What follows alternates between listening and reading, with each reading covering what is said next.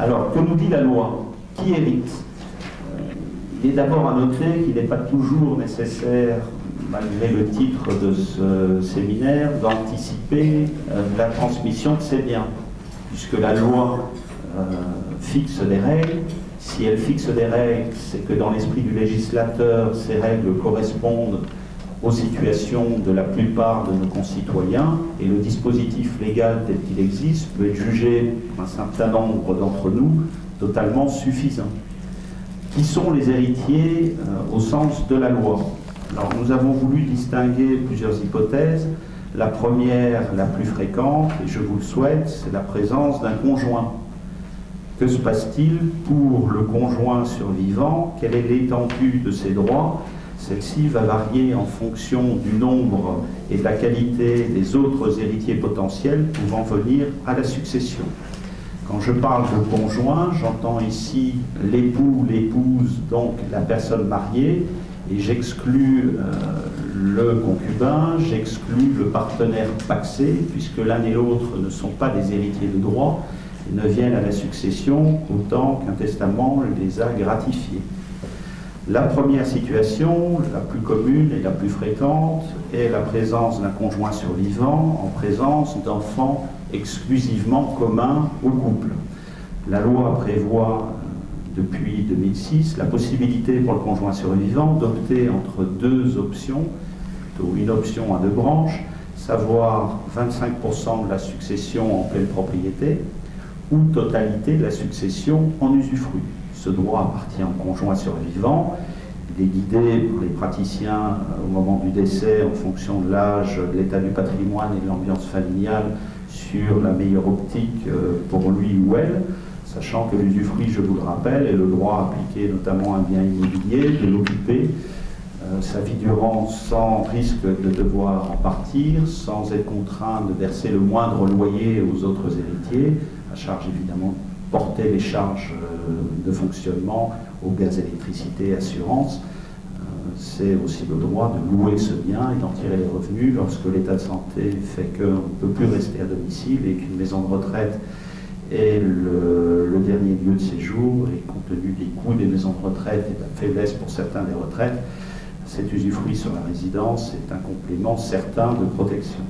Donc première hypothèse, les enfants communs. Deuxième hypothèse, qui va grandissante, la famille recomposée.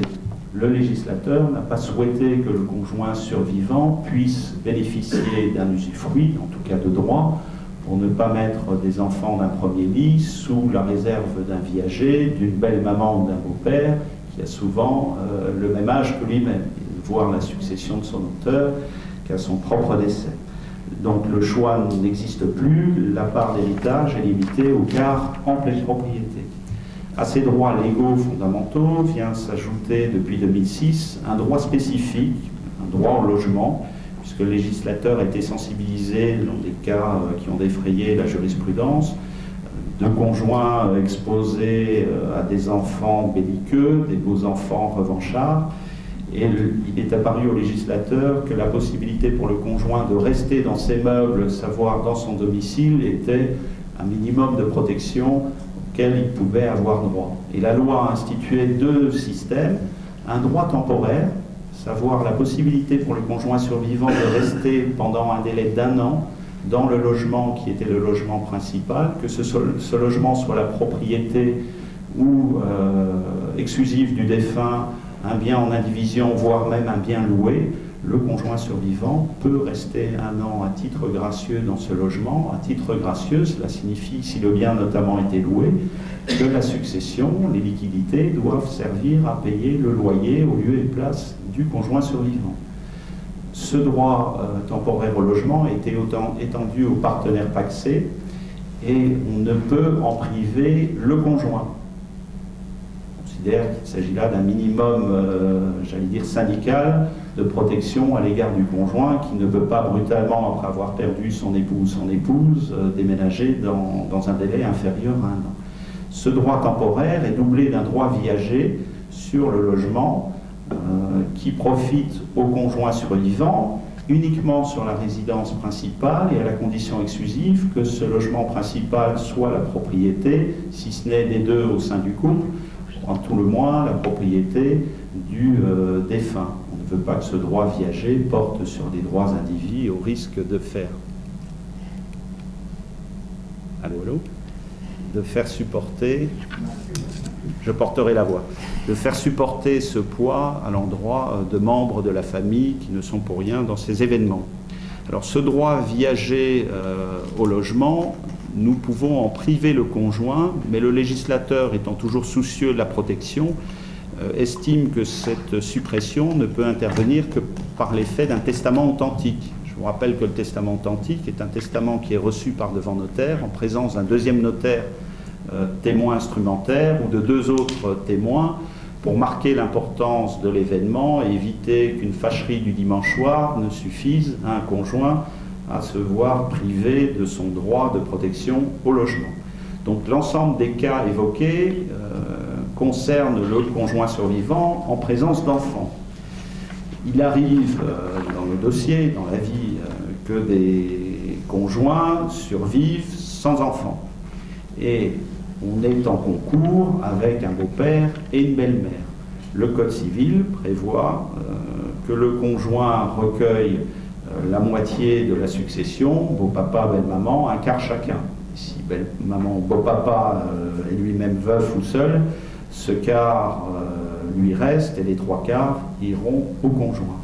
Dernier cas de figure est toujours en présence d'un conjoint. On n'a ni enfant, ni beau-père, ni belle-mère.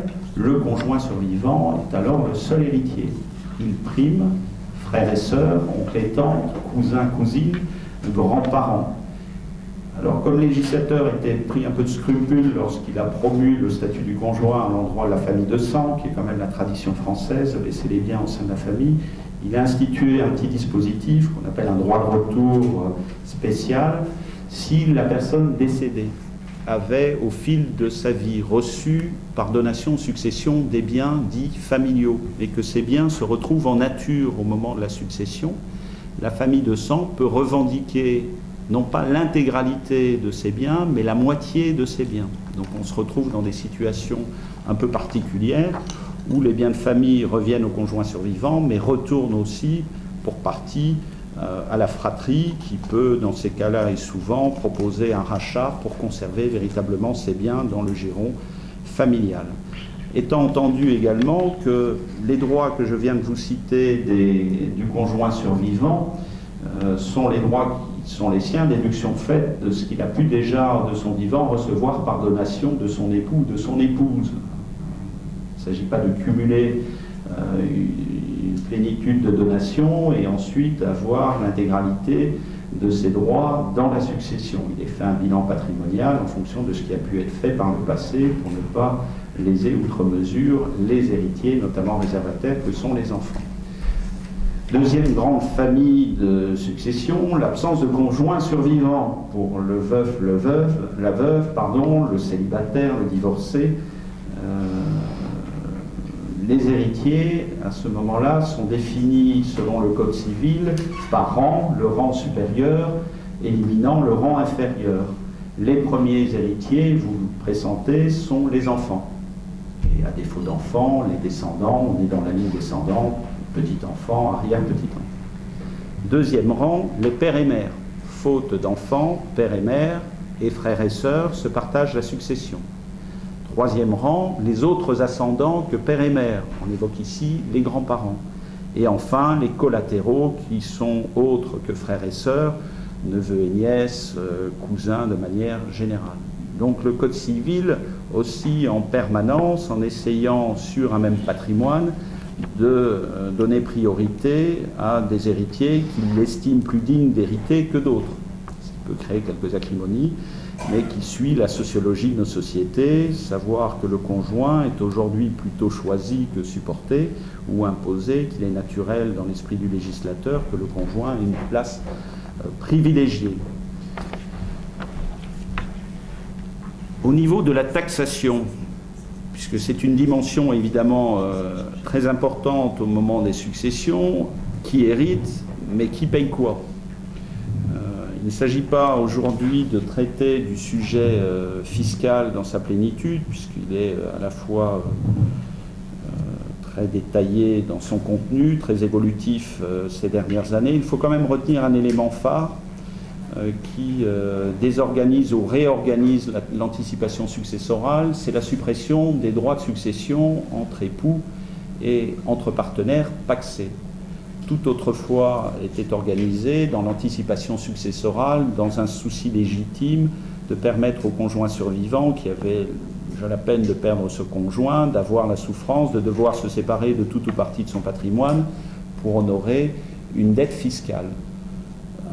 On imaginait les communautés universelles, des donations, des anticipations pour limiter la ponction fiscale. Aujourd'hui, le propos est très limité sur la thématique, puisque la loi du temps du président Sarkozy a supprimé les droits de succession sans effet de seuil, donc dès le premier euro et sans plafond, entre époux, étendu entre partenaires pacsés. Alors, la loi a donc prévu des parts d'héritage pour certains héritiers, mais laisse, puisqu'il est quand même dans un État libéral, une certaine part de liberté à la personne d'organiser, de transmettre ses biens. Cette liberté n'est pas, vous le savez, en France totale. Il existe un dispositif que l'on appelle la réserve, parce que le législateur considère que certains héritiers ne peuvent pas être privés totalement de leur part d'héritage. Ces héritiers sont principalement les enfants, et au-delà des enfants, les descendants, petits-enfants, arrière-petits-enfants. Donc une part du patrimoine en présence d'enfants est laissée à leur réserve, et une part est laissée à la liberté d'action du défunt, ou de du futur défunt. Cette part s'appelle la quotité disponible. Je vous rappelle, ou je vous informe qu'en présence d'un enfant, la part de réserve consacrée à cet enfant est de la moitié du patrimoine, ce qui laisse une liberté d'action de moitié en quotité disponible. En présence de deux enfants, chaque enfant a un tiers du patrimoine qui lui est consacré, ce qui laisse un tiers de disponible. Et en présence de trois enfants et plus, la part réservataire consacrée aux enfants est de 3/4 du patrimoine, 1/4 de liberté. Il s'agit ici des droits réservataires des lignes descendantes.